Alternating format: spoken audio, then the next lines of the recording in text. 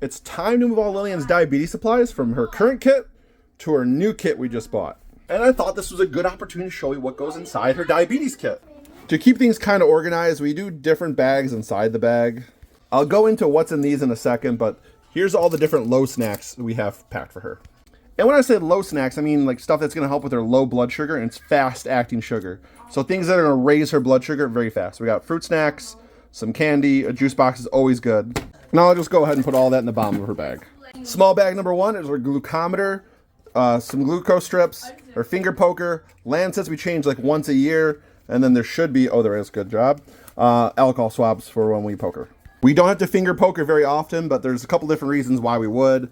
Her sensor expires for Dexcom, or we don't think it's right, things like that. Little baggie number 2. This little guy checks her ketones. We prefer to test her blood for ketones rather than peeing on a stick whenever she's been high too long. And what I mean by high too long, if a diabetic, their blood sugar's high for too long, they can go into diabetic ketoacidosis. This will tell us whether or not she's got ketones in her body. That's the first warning sign that things can get bad very quickly. Slam dunk.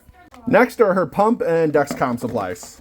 An extra Dexcom sensor, stuff to fill up her insulin pump, and then sites that go into her body to deliver insulin. So we have some soft ones, and we just started using these true steel infusion sites now. Essentially, this stuff is what delivers insulin to her body. This is going to monitor her glucose remotely for us. G. This last bag is where we put her emergency glucose. These are for like when it's truly an emergency and she's like passed out unconscious from her blood sugar being way too low. And there's 2 different medications we can use to deliver. This one's done nasally, which is like brand new, and we prefer this. There's also the old school glucagon way where we would inject that into there, pull it all out, and inject her with the whole syringe. Thankfully, in the year she's had diabetes, we've never had to use any emergency glucagon or Baqsimi. And depending on how far we're going or traveling, we'll put her insulin in here, some other medications, some stickers for her Dexcom. But yeah, this kit is with her 24/7.